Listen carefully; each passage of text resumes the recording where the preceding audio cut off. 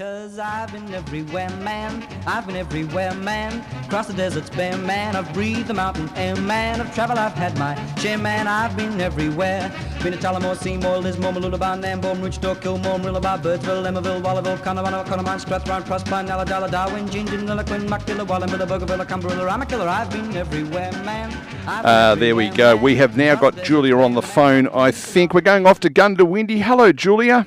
Oh, Neil, Goondiwindi is a great little town right on the border of Queensland and New South Wales, about 120 k's north of Moree and about 220 k's south of Toowoomba. No, Rob, I can hear Rob, but you can't hear Rob. Rob asked, does it worry you that you are most famous as being for a racehorse?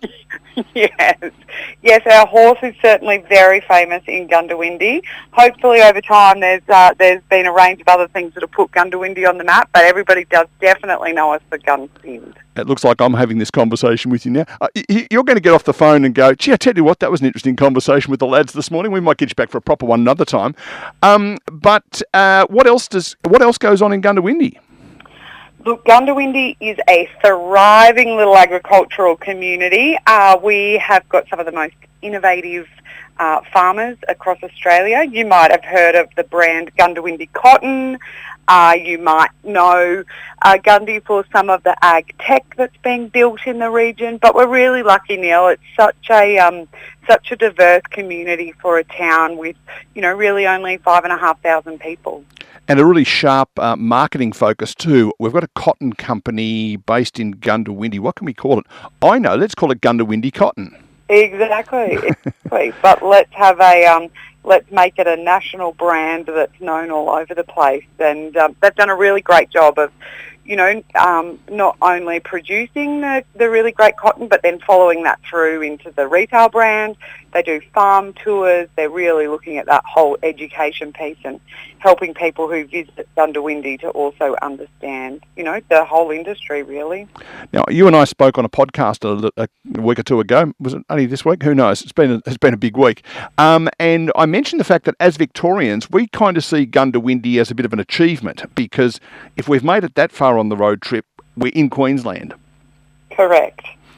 And therefore, presumably, it's something of a transport hub. Yes. We will, in time to come, have Inland Rail come through here as well. So from that sort of a transport perspective, I think we have 5 highways come through this part of the world, and so definitely a transit route in that regard. And obviously at the moment, a lot of trucks will be transporting all of our fabulous ag products around the place. But yeah, certainly it is a town sometimes that people know because they've travelled north-south across this eastern side of the country. And once upon a time, I think I'm right in saying the fuel price used to be significantly cheaper in Goondiwindi than it was on the other side of the border due to state levies. So I'm assuming that was the other reason why truck drivers like to stop and fill their trucks there. Perhaps. That is a piece of trivia I did not know, Neil. Well, see, there you go. I do know something of the oil industry quite clearly. Now, the common thread that we have with a lot of towns of the size of Gundy and also the distance away from a capital city has been that during COVID there was a fair degree of increase in population and therefore people were able to move out of the capitals and down to a place like Goondiwindi. Did you see a bit of that? We saw a lot of people visiting Goondiwindi during COVID, which was fantastic. Obviously, we were in a state where the government closed its borders, so being a border town between New South Wales and Queensland, that in itself saw people here kind of setting up camp near the border and things like that. But we were very blessed. There were a lot of Queenslanders in particular, and then when borders opened, other parts of Australia who really chose to visit the countryside of Queensland during COVID if they couldn't do their overseas trips or maybe interstate trips. So we were really fortunate to have a wide range of tourists come and visit not just Goondiwindi but the whole southwest Queensland corner, and that was fantastic in terms of, extra retail for our main street, for our accommodation places and restaurants and things like that. So we probably picked up quite a bit of the internal tourism that occurred through COVID, and we're really grateful for that. Now, on the other side of the McIntyre River, if I've got that right, is a little town called Boggabilla, where it is well documented that the wheels go round on the bus. I would think that they would represent maybe 5 to 10% of the population of your, combined towns. How did they go during COVID when they had to cross borders? Yes, so that was, as you say, not just for Boggabilla. If you go a bit further west, Mungindi is also one of these border towns that was really impacted by it. And it probably is a bit of an example of where decisions made in one area have greater impact than they maybe realise it will. People were able to get permits to be able to travel for work in some circumstances.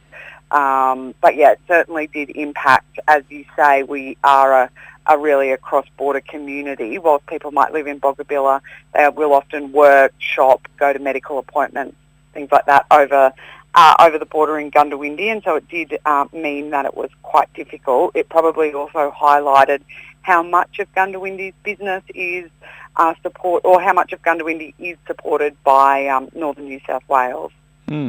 So wind the clock forward 5 years. We're now in 2025. We've got some young folk living in Brisbane or maybe, on the Gold Coast, and they're saying, you know what, house prices are really starting to bite here. We might look at somewhere regional to live where housing is a little bit more affordable. Why would a young family move to Goondiwindi?